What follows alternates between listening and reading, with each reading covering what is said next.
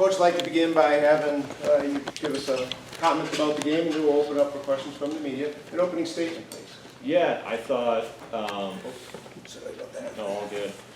I thought I was really proud of our group. We obviously didn't have the greatest start to the game, going down 3-0, but they never gave up for us, and we were a couple good bounces away from making it a lot tighter than it was. Coming out of the second period, they responded right away and got one for us, which was awesome.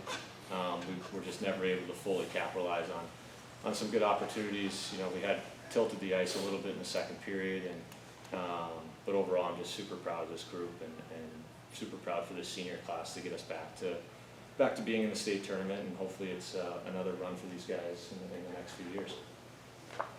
Okay, Coach, open it up for questions from the media. Who'd like to be first? Coach, you mentioned, kind of flipping the ice there in the second period. What did you kind of say after that first period? Because you give up two goals there in the final 80 seconds. You're down 3-0. Heads can hang. What kind of got them going there in that second period? What'd you tell them in the locker room? Yeah, I think late in the first we had a bunch of scoring opportunities that we didn't capitalize, and we knew that they were still going to continue to get their chances. And we're a very resilient group that way. That if we stay on it, that the puck's going to eventually find the back of the net. And I give all the credit in the world to them. I mean, we go in there and give them a few tactical things to kind of focus on, and Tyler and his leadership group with Walt and Liam Featherston are the ones kind of driving the bus when it comes to morale and motivation. And so credit to them, because you guys came out in that second period and we were a different team. So. I want to know, as you scored the goal there and in the second, kind of talk to me about kind of what you saw in that play, obviously how you can score at the same time. Yeah, it was a great feeling scoring that, and I kind of just saw high glove kind of open, so kind of picked my spot and just let it fly, and I kind of found it, and then, yeah, it was an awesome feeling.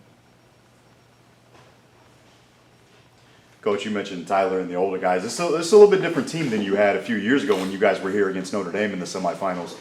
How has coaching this team been different this year with a lot more experience and leadership, like guys like Tyler and Everett, like compared to the younger group that you had here a few years ago? Yeah, I think when we had that younger group, Tyler was a freshman, Liam Featherston was a freshman on the team, and a lot of the other guys were JV hockey players for us that freshman year, and got some minutes at varsity, but they got to experience it as a fan. And for us, we were able to kind of then build from that foundation, and I call hockey 101, and we got all the way up to 201, 301, 401, and we're finally able to, again, talk about some tactical things and make adjustments on the fly. They know our style of play, and probably better than I do at times. So it's been a really fun group to coach. These seniors specifically, I've known since they were in 5th grade, and watching them when they were peewees, and having these two guys come to our school from other places and getting to know their families is really the special part about what I get to do.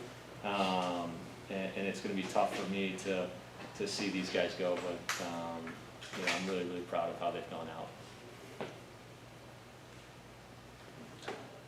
Coach, you mentioned kind of some missed opportunities earlier.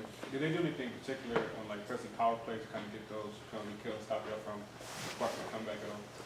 Yeah, I think that first 5-minute major we had, one of our guys that's regularly on the power play broke his skate lace. So that was fun for 5 minutes as we're trying to unlock the locker room, get him a skate lace, get him back out there, and we weren't able to. And that disrupts a lot of things. You've got guys playing in different positions that aren't used to it. But then you guys settled in and executed effectively later on in the game, and then those are great power plays you guys ran for us. And I think for us tactically, we challenged them on the power play side to not be a one-trick wonder and have different options as you're talking about. So kind of, okay, here's what we should try next time, and they've done a great job of adapting to that and implementing it. So. And Tyler, like Coach said, you were kind of here briefly as a freshman. Now you get to bookend your career, being here at State as a senior. What's this ride been like for you personally, being a part of this program here, being able to get to State a couple of times in your career? Yeah, it's been unbelievable to be able to wear this jersey and represent all the history for it, and especially being the captain. And like you said, my freshman year, I got hurt, so I couldn't really experience it the way I wanted to, but it's just great to be back and to get the program back to what it once was. Go ahead. And last thing for you, Coach, just in terms of, I remember when I talked to you a couple years ago, you'd mentioned you guys lost 6-1 to Notre Dame, and we came into this game feeling like, we could play with these guys. Mm-hmm. Did you guys kind of have that same feeling coming into today after an 8-2 loss to Edgewood, knowing that, you felt like you could probably skate with these guys? Yeah, I think so. I think we came out to a really good start that first game a couple weeks ago, and didn't have a great second and third period, self-admittedly, and so they felt confident about their abilities to come out here and try and make something of this. And we're just super proud of the entire season and how much better this team has gotten from day one. And obviously it's not the outcome we want, but like I said a couple minutes ago down in the locker room with them, it's you've got that great feeling of last Friday night where you're on top of the world, and tonight you feel like you're at the absolute bottom. You can't have one without the other, and just embrace both of those experiences that they get to have. And I know their parents and family members and our whole community is really proud of who they are as young men and hockey players. So I'm lucky to be their coach. I just stepped in late. Just talk about how you handle the emotions of the young guys and your players if the season is over, and just talk a little bit about the season, what it's meant to you and these guys.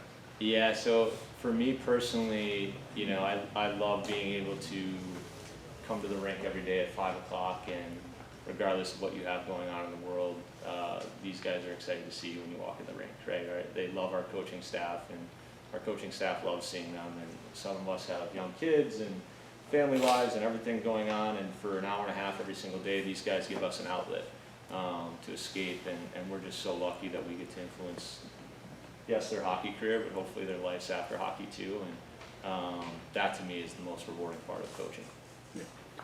Edgewood, obviously, they won 7-2. What did they do that you guys couldn't handle tonight? Oof.